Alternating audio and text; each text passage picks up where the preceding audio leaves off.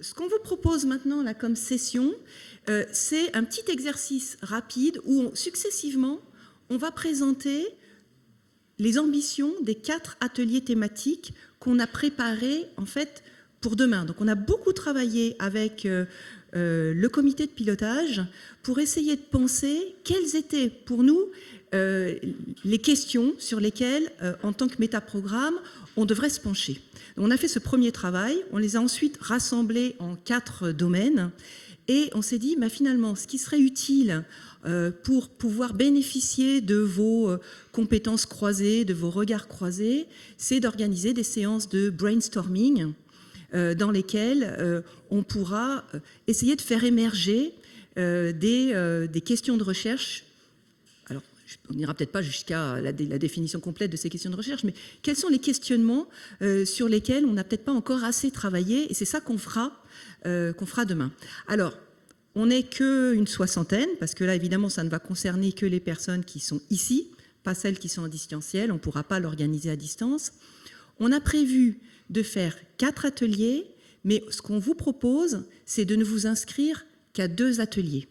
Et comme le temps nous est compté, chaque atelier sera organisé, donc on aura 2 heures pour faire ces ateliers, mais on fera 2 sessions tournantes. C'est ce qui permet pour vous, évidemment, de vous inscrire dans 2 ateliers. Notre objectif aussi, c'est qu'on ait un certain équilibre dans les inscriptions aux ateliers. Alors pour l'instant, c'est libre, mais s'il y a vraiment beaucoup de déséquilibre, peut-être qu'on demandera à certains de changer. Donc n'hésitez pas à vous décentrer aussi. Voilà. Et à vous dire, finalement, je suis une spécialiste des déchets, je ne suis peut-être pas obligée d'aller dans l'atelier déchets, par exemple, et je peux peut-être aller ailleurs.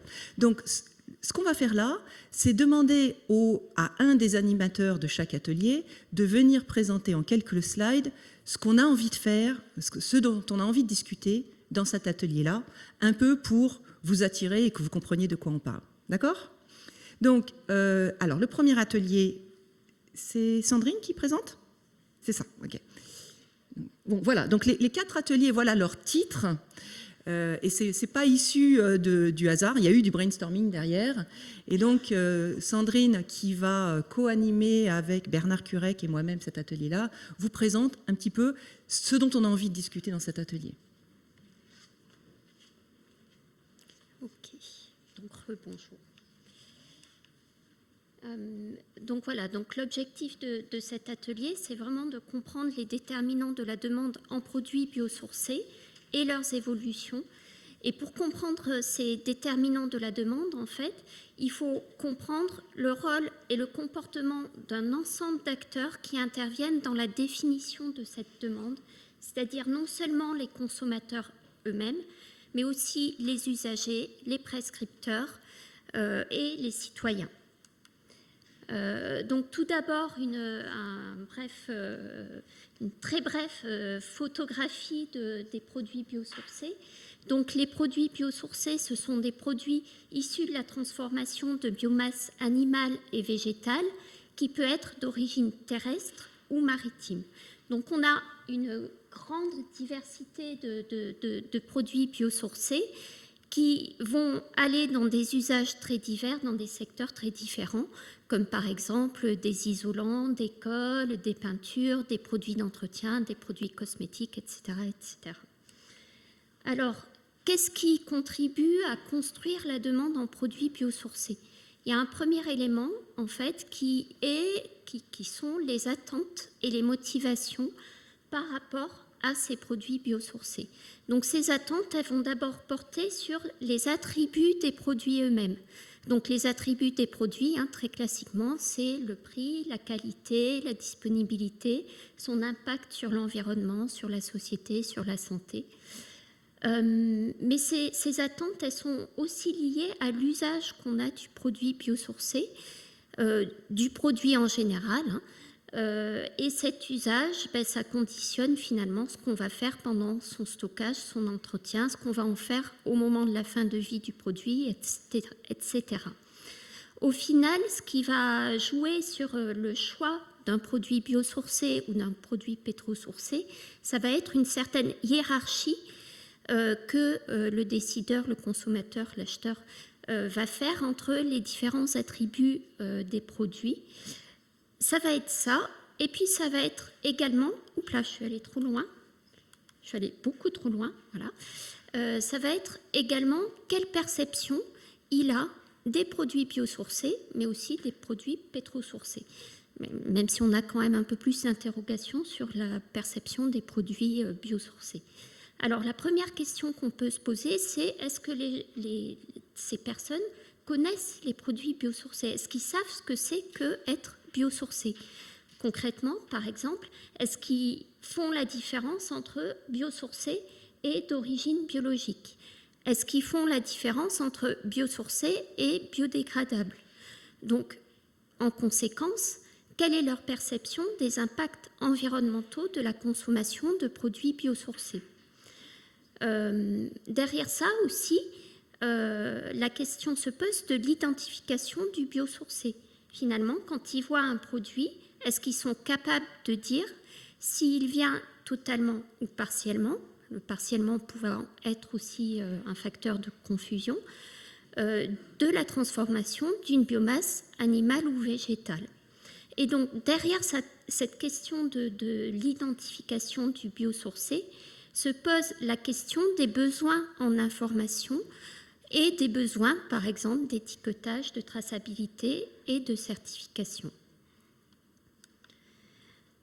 Alors, on a identifié certains enjeux, mais on est loin d'avoir été exhaustif, très certainement, qui sont liés à la demande de produits biosourcés. Donc, on a de premiers enjeux qui résultent du niveau de substituabilité possible entre produits pétrosourcés et son équivalent biosourcé, sachant que cette substitution, elle va dépendre de plusieurs choses, donc tous les attributs du produit, l'usage du produit, les pratiques qu'on a, dont j'ai parlé précédemment, mais elle va dépendre également de la disponibilité du produit et de l'organisation des circuits de distribution des produits biosourcés et pétrosourcés, si on est comme on est sur cette substitution. Elle dépend également de la fonctionnalité de ces deux types de produits. Elle peut dépendre aussi de l'existence de prescripteurs et du fait qu'on peut avoir des prescripteurs différents dans le cas de produits biosourcés et dans le cas de produits pétrosourcés, donc, par exemple dans le bâtiment. Ce qui va avoir un impact également là où cette substitution va aussi avoir un impact qui est important à prendre en compte, c'est qu'elle peut générer des changements de pratiques des différents usagers, ce qui peut avoir des conséquences sur l'évaluation de l'impact environnemental de cette substitution. Donc, typiquement, on peut se demander qu'est-ce qui est le mieux pour l'environnement. Est-ce que c'est mieux d'avoir un emballage biosourcé qu'on jette, pas forcément à raison, ou est-ce que c'est mieux d'avoir un emballage pétrosourcé qu'on réutilise? Derrière cette question de l'impact d'une substitution brute, entre guillemets, il y a un autre enjeu qui est important, c'est l'enjeu des effets rebonds, c'est-à-dire dans quelle mesure le fait de pouvoir acheter des produits biosourcés va inciter à consommer davantage. Donc c'est typiquement ce qu'on a pu observer sur l'électricité verte, où le fait de se mettre à consommer de l'électricité verte a augmenté la consommation d'électricité.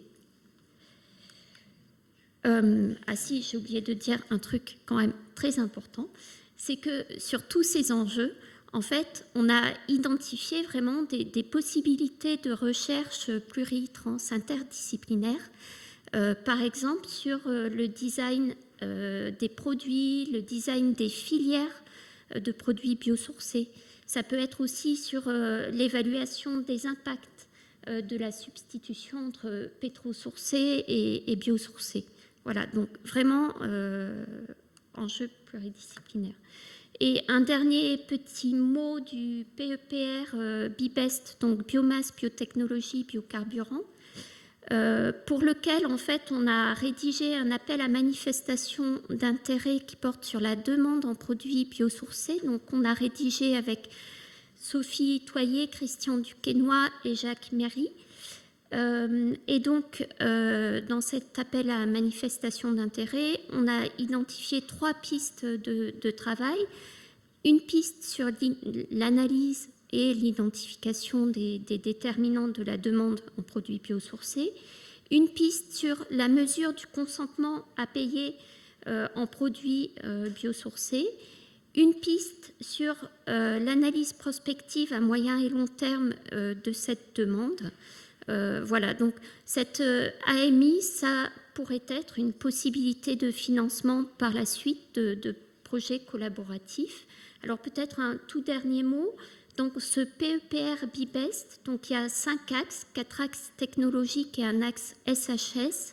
Et en fait, pour l'axe SHS, il y a eu plusieurs personnes qui ont été sollicitées.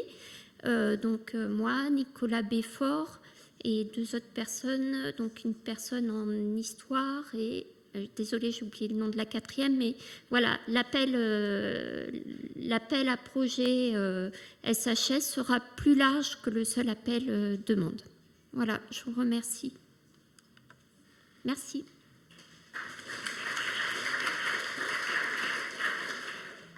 On est d'accord, hein, l'idée, c'est si on participe aussi à ces ateliers, c'est aussi l'idée que peut-être on pourrait entrevoir à l'issue de ces ateliers la construction de consortia dans les domaines qui sont associés à ces ateliers-là.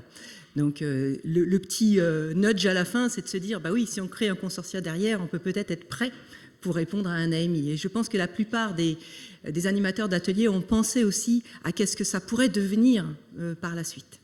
Donc, pour le 2e atelier, eh bien, c'est Jean-Denis et Philippe qui viennent présenter.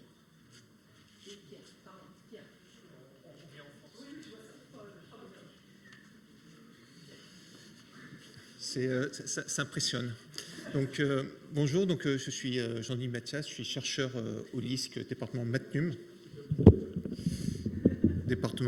à Clermont-Ferrand. Et donc, avec Philippe et Pierre, on va co-animer l'atelier 2, donc, qui porte sur la prospective de la ville bioéconomique de demain, et à la fois qui porte sur différents aspects, à la fois sur les scénarios, sur les données, sur les modèles.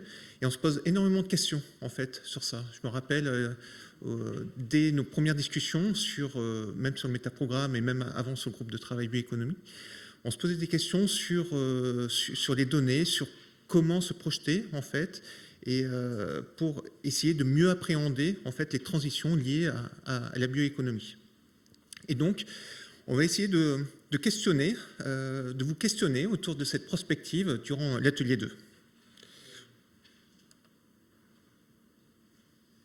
Donc, on a essayé de représenter, donc on a fait quelque chose de simple, hein. L'idée, c'est justement d'ouvrir au maximum, mais sur ces prospectives, en fait, on s'est posé des questions, notamment, je vais essayer d'utiliser le laser, ça marche. Donc, notamment sur les besoins. On en parlait tout à l'heure avec Bernard en pause. En fait, on a des difficultés pour définir ces besoins. Généralement, ce sont des besoins en silo, donc et même sur certains silos, c'est pas totalement clair, et on a besoin de réfléchir. En fait, il faut désiloter, c'est un mot que j'ai appris ce matin, pour essayer d'appréhender tous ces besoins, parce que généralement, les besoins, on les considère de manière dépendante et indépendante, et justement, l'idée, c'est que ces besoins ne sont pas indépendants, et il faut considérer l'interdépendance. Et à titre d'exemple, juste par rapport aux besoins alimentaires, je me souviens, on avait regardé pas mal de bibliographies et on a du mal à trouver un consensus sur les besoins alimentaires au cours du temps. Donc on trouve des papiers, je vais t'amuser à faire une bibliographie assez courte, on trouve des papiers sur certains besoins alimentaires, mais il y a d'autres papiers qui contredisent aussi ces résultats-là parce qu'ils regardent en fait ces besoins sous un autre angle.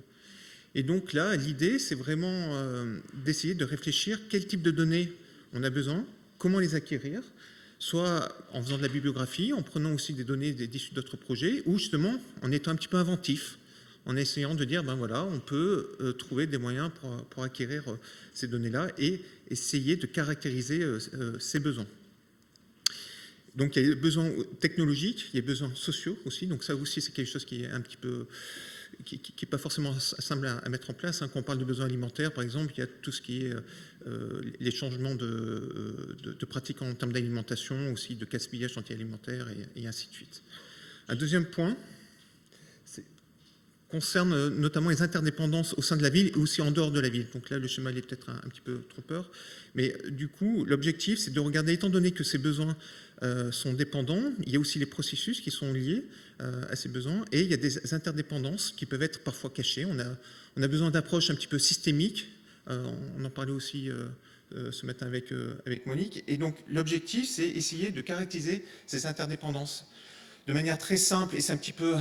C'est peut-être voire simpliste, mais lorsqu'on a un besoin de biomasse pour l'alimentation, la concurrence, c'est des choses assez connues avec le non alimentaire, c'est quelque chose on sait, mais là, il faudrait le caractériser, notamment par rapport à ces besoins, et avec des choses qui sont un peu plus fines. Donc là, regardez les interdépendances, essayez de les caractériser, parce qu'il y a souvent des interdépendances qui sont cachées, comment on peut les révéler pour pouvoir les prendre en compte. Et notamment, lorsqu'on se base sur une prospective, ces interdépendances n'existent pas forcément aujourd'hui, mais peuvent exister justement grâce à ces changements. Et comment les caractériser en fait dans un cadre de prospective. Bien sûr, il faut faire le lien avec ce qu'on appelait la production exogène, ça cache beaucoup de choses. Donc là, on considère un système fermé, mais le système n'est jamais fermé, c'est pas possible. Donc voir les interactions avec l'extérieur, avec les autres territoires, voir les conséquences, comment en fait sont alimentés ces besoins et comment on peut répondre à ces besoins avec l'extérieur et regarder les impacts. Tout simplement, on est parti d'un axiome, en fait, au niveau de la bioéconomie. L'axiome, c'est que la bioéconomie est bon pour l'environnement.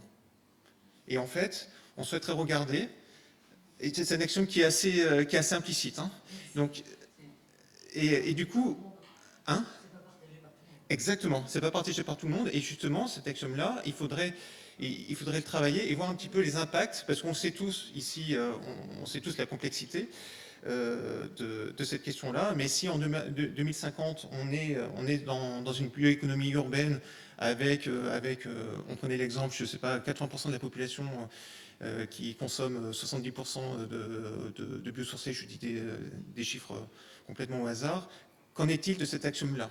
Et quelle est la limite? Parce qu'en effet, il peut y avoir en fait des compromis qui nous permettent, qui nous forcent à réfléchir en fait sur cet axiome-là. Un autre point qu'on souhaiterait regarder, c'est l'impact en fait des crises, des chocs.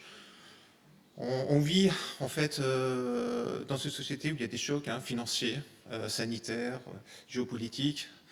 Voilà.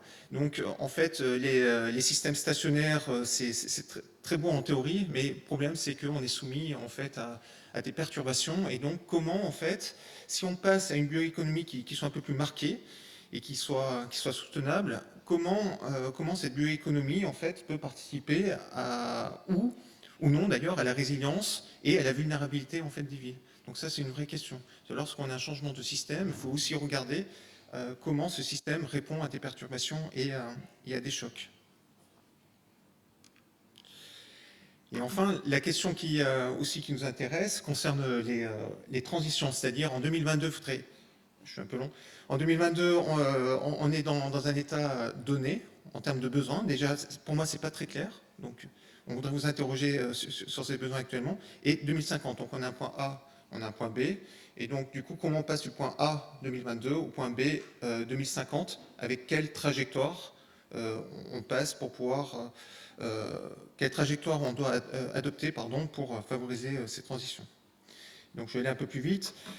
En termes de déroulement de l'atelier, donc on va co-animer, on va animer en fait cet atelier. On va former 2 groupes de travail, donc on tape sur une dizaine de personnes, 2 x 5. Et donc, il y a un groupe 1 plutôt sur la transition.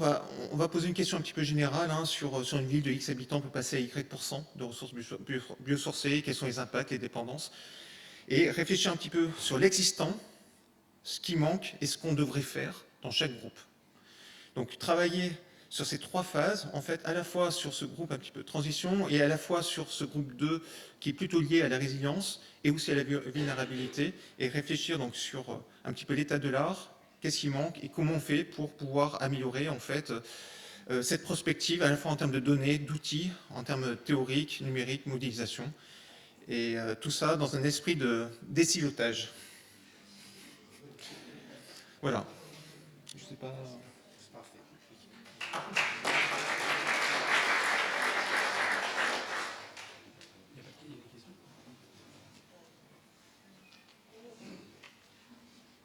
Merci beaucoup. Et puis ce que tu n'as peut-être pas dit, c'est que ça faisait partie dans notre document directeur d'un des éléments qu'on a vraiment envie de développer. Hein, donc c'est l'axe 3, sous-axe 1, 3.1. Mais bon voilà, donc là on aimerait vraiment construire un groupe de travail ad hoc qui travaillerait de façon régulière. On est même peut-être prêt à le financer pour avancer sur cette question de prospective, de scénario prospective et d'éléments de modélisation. Parce que c'est un bon outil pour y arriver. On passe la parole à l'atelier 3. Il faut qu'on ait fini à 1h, donc je te le dis juste, mais je pense qu'on a encore un peu de temps.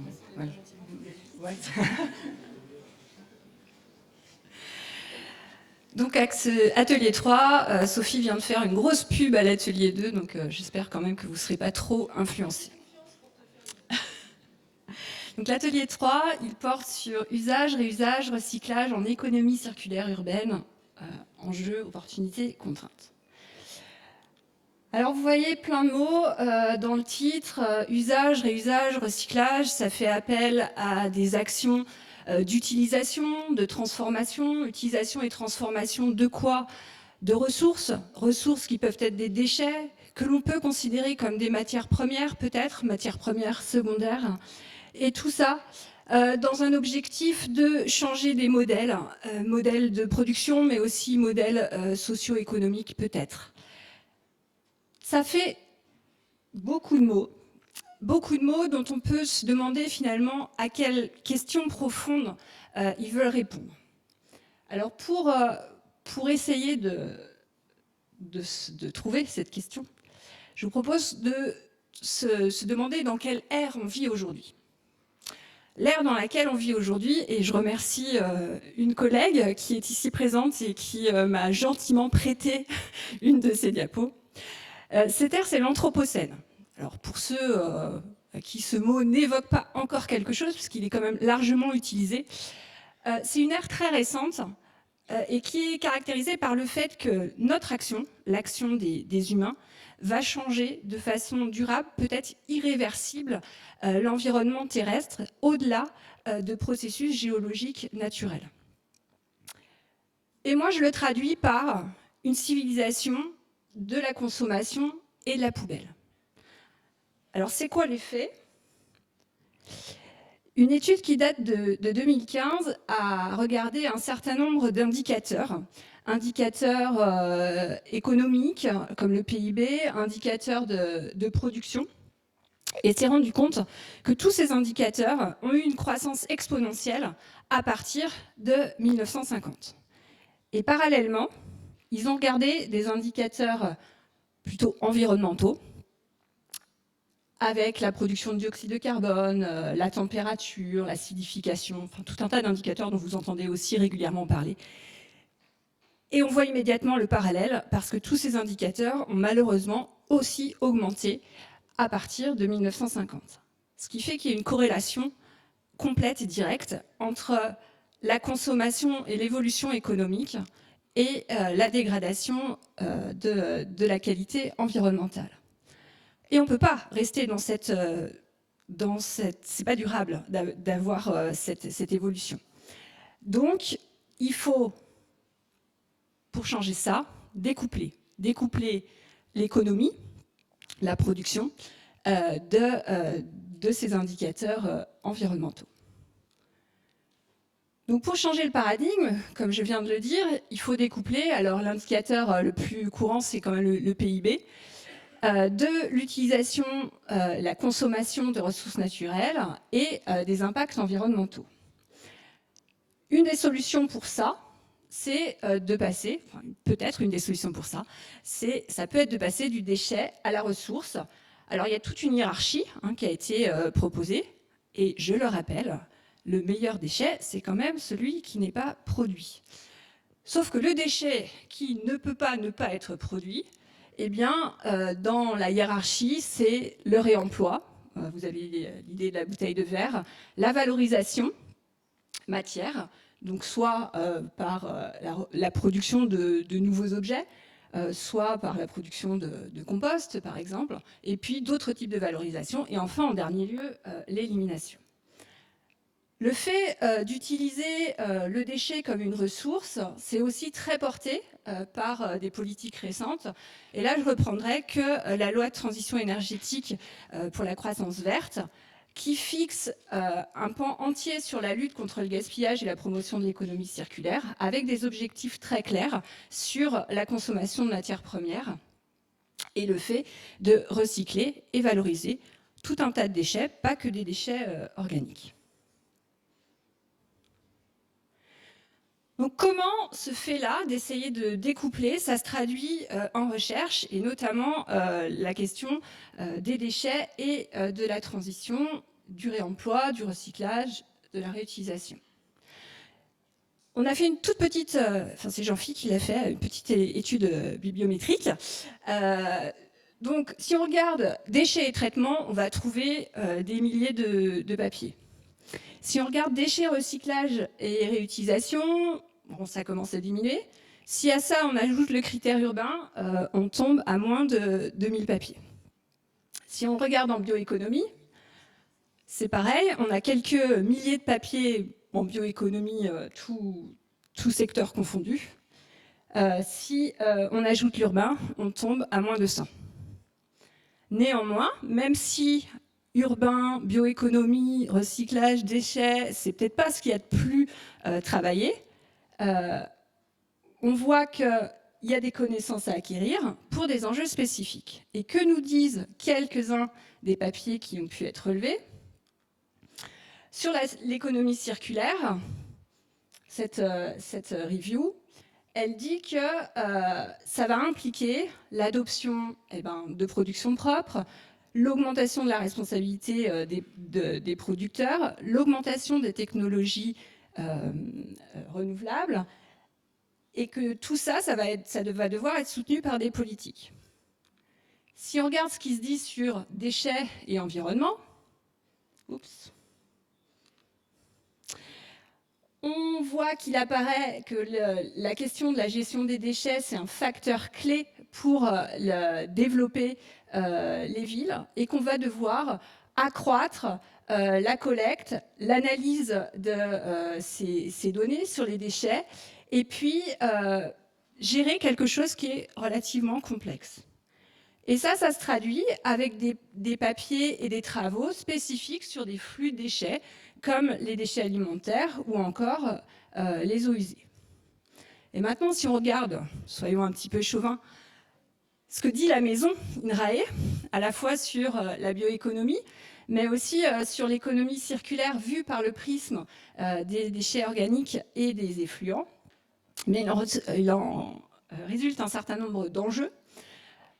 Enjeux que sont la production et la mobilisation de la ressource, l'optimisation de la transformation avec des procédés innovants, mais aussi intégrés, des enjeux sur l'organisation des flux, des enjeux à mettre en interaction la société, la recherche et la réglementation, et puis des enjeux à évaluer les systèmes.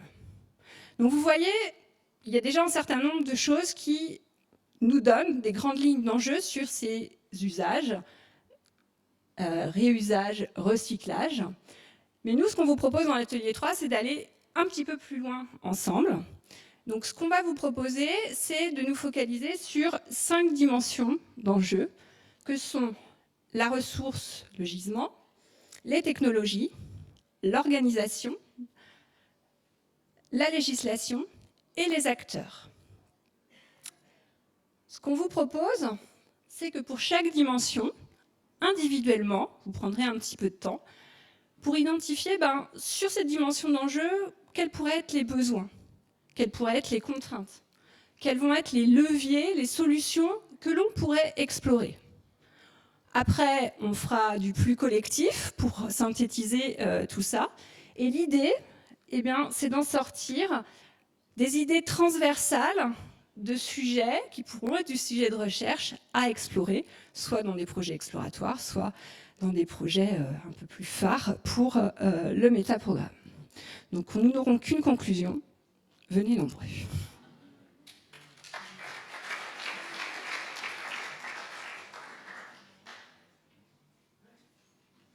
Merci beaucoup Anne. Bon, bah, tu as fait l'autopromotion, donc j'en fais pas plus, hein, mais évidemment c'est important. On va passer au 4e et dernier atelier.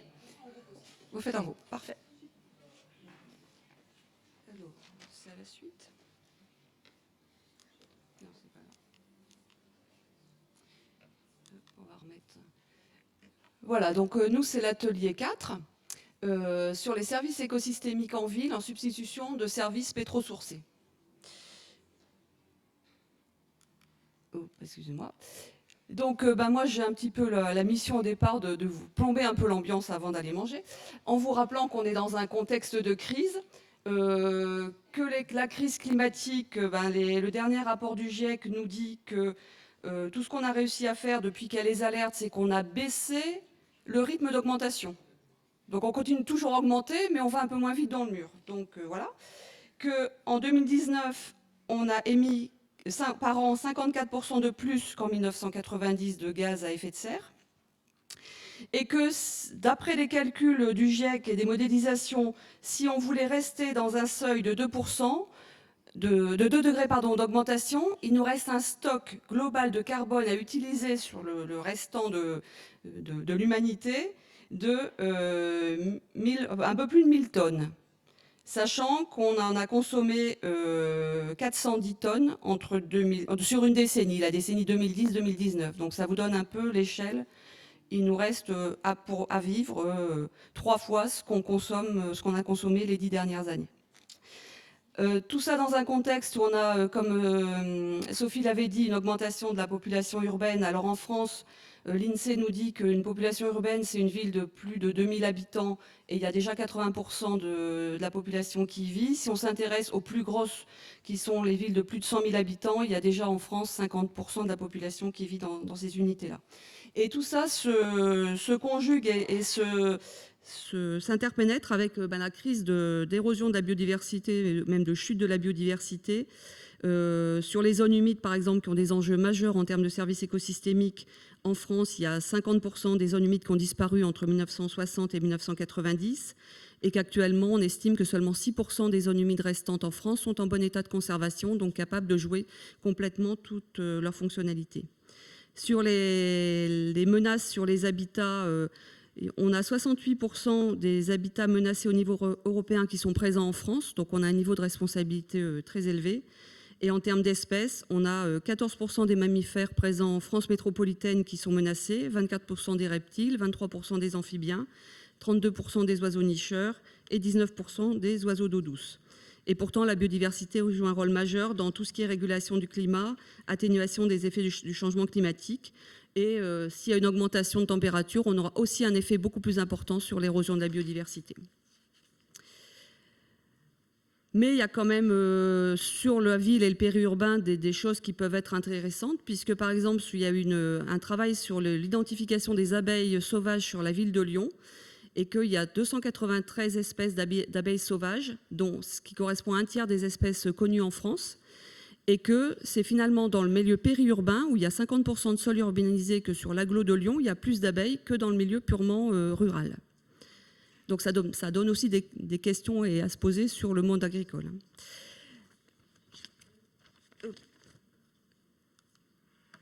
Alors, on va aborder les questions des services écosystémiques et des solutions fondées sur la nature. Donc, le service écosystémique, c'est une notion qui démarre dans les années 1970 et qui permet de rendre compte de la dépendance des humains à tout ce qui est lié aux productions liées aux écosystèmes. Donc là, il y a un exemple qui est développé pour vous montrer la biodiversité qui produit la ressource, la fourniture d'un fonctionnement, et derrière les besoins humains qui font qu'on parle de services écosystémiques, puisque c'est que s'il y a une utilisation par les humains qu'on parle de services écosystémiques, ce qui donne un peu des débats sur le côté utilitariste de cette notion qui est parfois un peu combattue.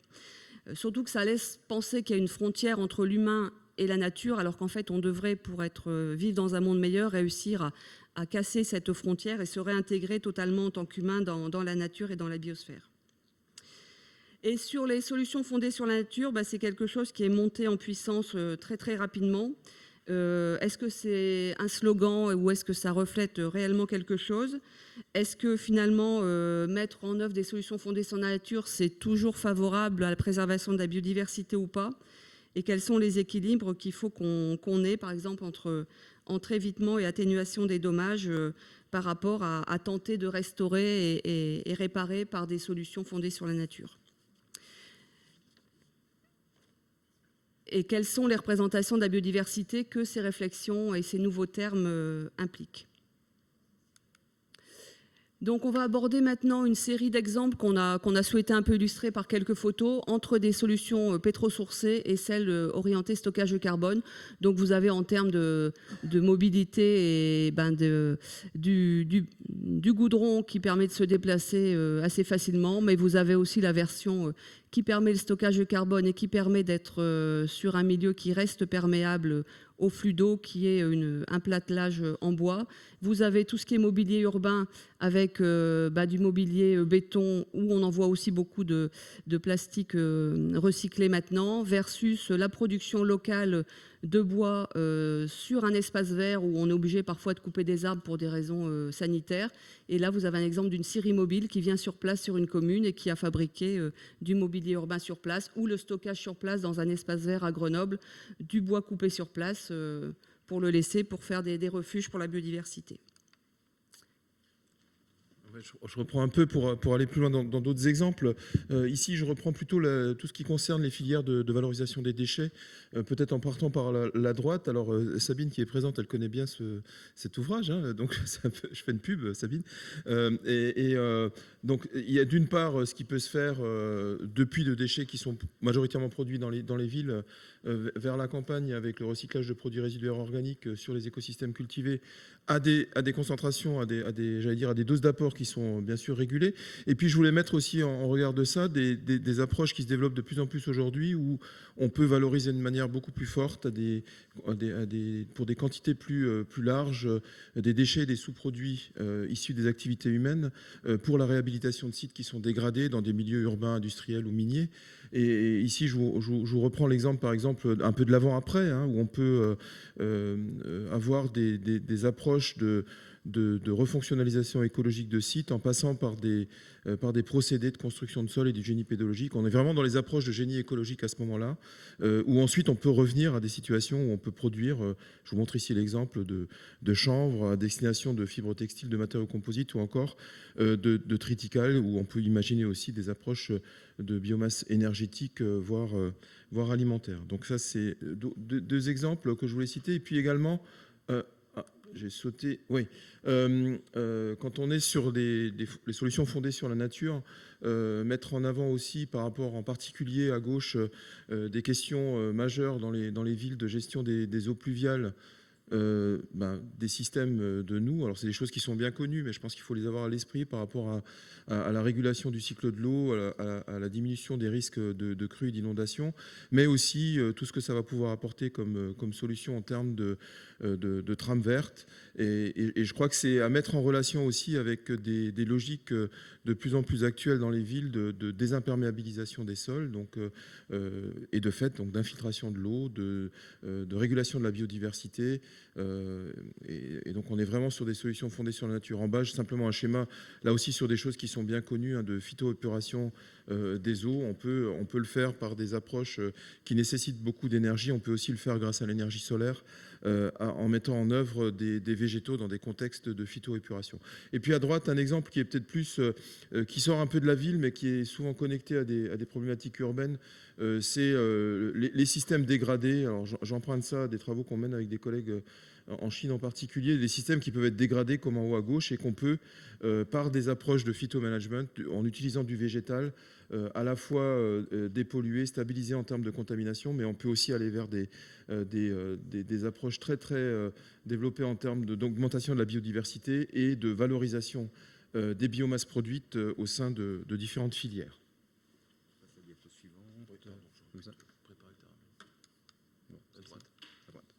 Oui, alors d'autres solutions, toujours sur ces exemples de solutions que peut apporter la nature.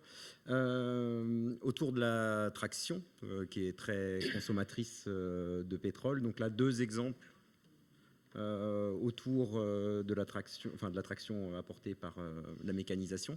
Donc soit la tonte qui était effectuée habituellement par des tondeuses. Vous avez, ça marche ? Non, c'est ça. Vous avez ici un bel exemple de tondeuse et ici aujourd'hui des solutions qui sont apportées.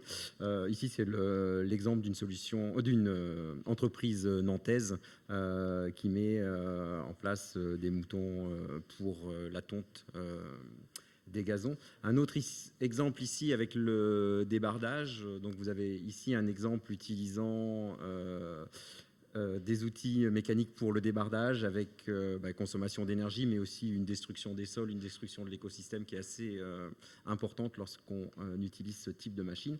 Et vous avez ici un autre exemple qui est pris quasiment en bas de chez moi, à 200 mètres de chez moi, dans un étang, au port d'un étang qui est l'étang Saint-Nicolas à Angers, où pour le débardage dans une zone qui est assez difficile d'accès, a été utilisé des animaux. Donc il y a cet aspect solutions qui utilisent moins d'énergie. Il y a d'autres aspects, j'y reviendrai un peu plus tard, sur le bien-être, sur du lien social aussi, grâce à ramener des animaux dans la ville. Mais ça peut aussi avoir des effets un peu plus négatifs. Je te laisse développer. Alors, très sensible. Oui, donc pour avoir ces solutions fondées sur la nature, c'est nécessaire d'avoir une acceptation sociale parce que ce qui est vu comme un intérêt pour la biodiversité par certains, pour d'autres, ça peut être considéré comme des disservices. Donc, par exemple, il y a toute la problématique des rats en ville, des moustiques. Donc là, vous avez un superbe moustique tigre. Et puis, même les renards en ville qui peuvent être vus comme un intérêt de la biodiversité. Puis, je ne sais pas si vous avez entendu, il y a quelque temps, il y a une dizaine de jours, une dame aux États-Unis qui s'est fait morte par un renard devant le Capitole aux États-Unis.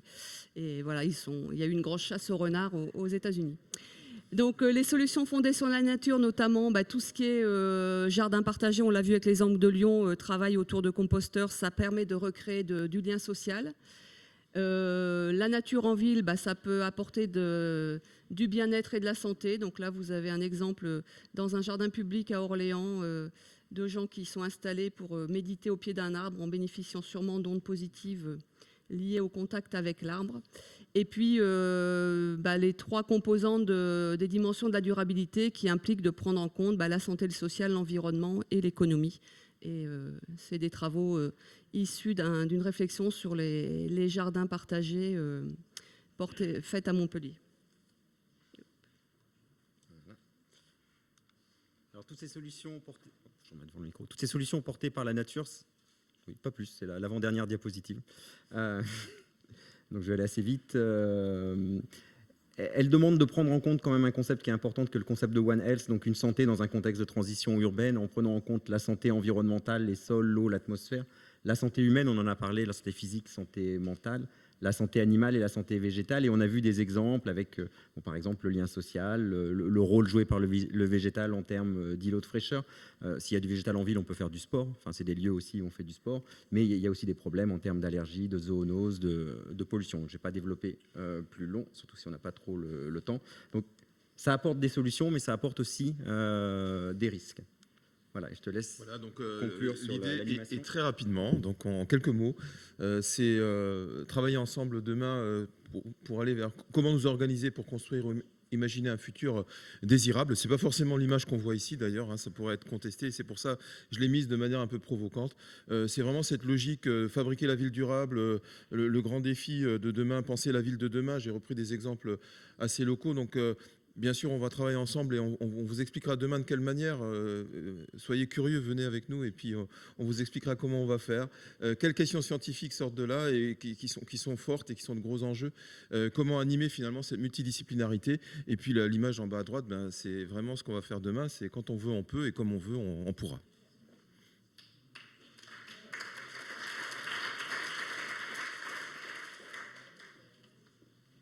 Merci beaucoup. Je pense qu'on avait des présentations très dynamiques et très, très différentes. Alors, vous avez compris, en fait, ce n'est pas un concours. En fait, j'aimerais bien que les quatre ateliers, nous aimerions bien que les 4 ateliers soient remplis de manière à peu près équitable. Alors, voilà comment on va procéder.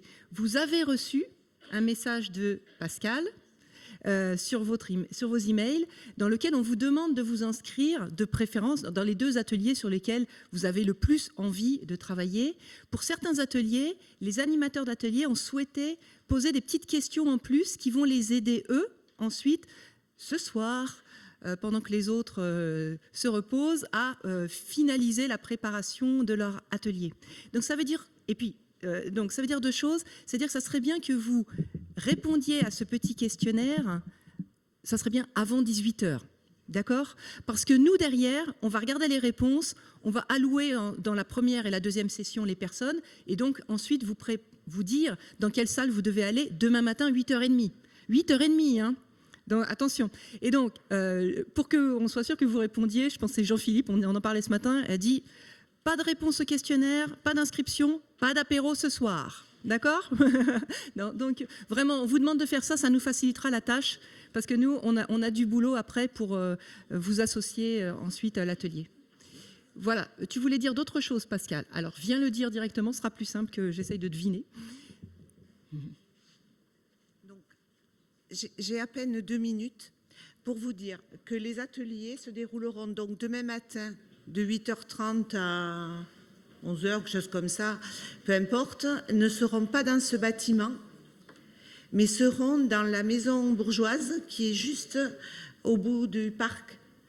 Donc les 4 salles vous accueilleront en se faisant face et vous pourrez comme ça passer d'un atelier à l'autre plus facilement. Nous établirons les listes selon vos inscriptions et vos désirs dans l'après-midi. Donc, ça serait bien qu'on ne le fasse pas ce soir à 9h. Donc, si vous pouviez remplir vos inscriptions pendant une conférence, au lieu de faire vos mails, par exemple, vous remplissez l'inscription et vous répondez au questionnaire. Et comme ça, on peut faire les listes à 17h50 à la fin des sessions. Et j'afficherai les listes là, sur ce panneau, et j'afficherai aussi les listes demain sur les portes des salles de la maison là-bas. Donc demain matin, après le petit-déj, 8h30, à la maison bourgeoise. Voilà, merci. Allez à table, 13h, ils nous attendent. Oui, alors, c'est écrit. Ah non, et puis donc, c'est pas écrit, mais à 14h, on est assis ici. On vous attend tous. La salle n'est pas fermée, mais je vais me débrouiller pour qu'elle ferme. Donc, allez déjeuner, je m'occupe de vos ordinateurs.